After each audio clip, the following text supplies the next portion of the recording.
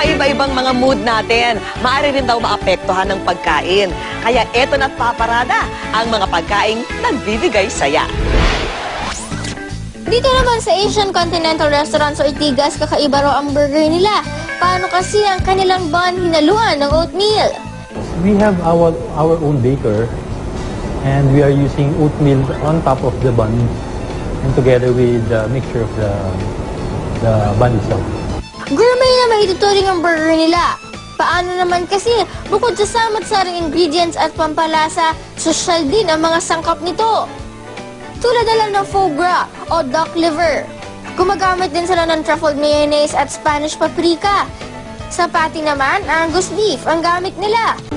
At pwede na i-assemble ang burger. At syempre, huwag kalimutan ng ating bida, ang bun na mayroong oatmeal. Ang class na burger na ito tumataginting sa halagang 695 pesos. Ano naman kaya ang lasa nito? Masarap siya, chewy yung patty niya.